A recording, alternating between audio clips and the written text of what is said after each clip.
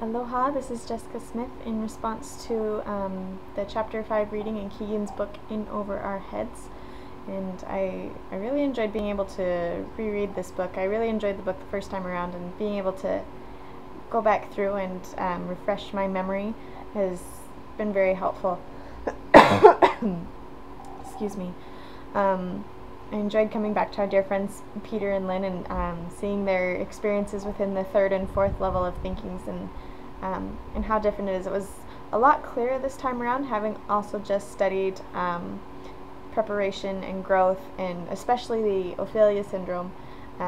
In connection with that, it made it a lot easier to see the distinction between the third and fourth levels of thinking and the changes that need to be made. Peter still is operating on a third level plane of thinking, as opposed to his wife Lynn, who is at a fourth level thinking. Both of them are having complications in their jobs, but while Peter, being stuck in third level and showing symptoms in a sense of this Ophelia syndrome, he's struggling trying to please everyone, but not really knowing who to please because he's now the boss. He doesn't have any more hoops to jump through. He's supposed to be independently thinking and making choices in this company that is now his, instead of running to his boss, because his boss is now just refers to himself kind of as the banker of this business. So Peter needs to be able to think for himself and to make decisions, but he's stuck in this third order mindset where he's still just following people and what they tell him to do, and kind of that plug and chug mindset that students have. Excuse me. As opposed to Lynn, who is at a fourth level of thinking. She takes in the things that other people are saying. She's listening to her coworkers, she's listening to her boss, but rather than just following what they say, she's analyzing them, she's making decisions for herself.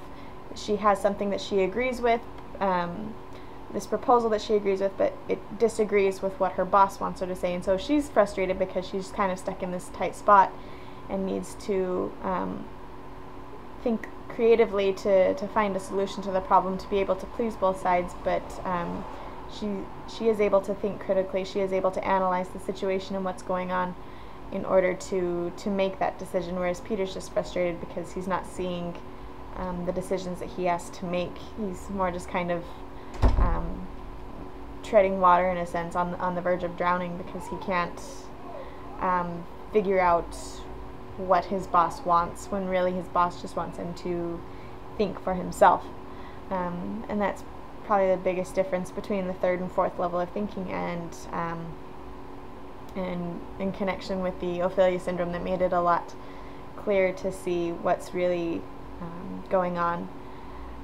It takes time to do that. It'll take a lot of hard work from Peter trying to make his own decisions, but hopefully with the help of his wife Lynn and his old boss trying to help encourage him to help think and make his own decisions, he can move from that third level of thinking into the fourth level of thinking and shed the consequences of that Ophelia syndrome. So hopefully he will be able to do that, as each of us as students are trying to do that as well, trying to learn to think for ourselves. And before we get to that point that Peter is at, we will be able to make our own decisions, to think a little bit more independently, and to realize how to handle complications when they show up at work. The complications are still there.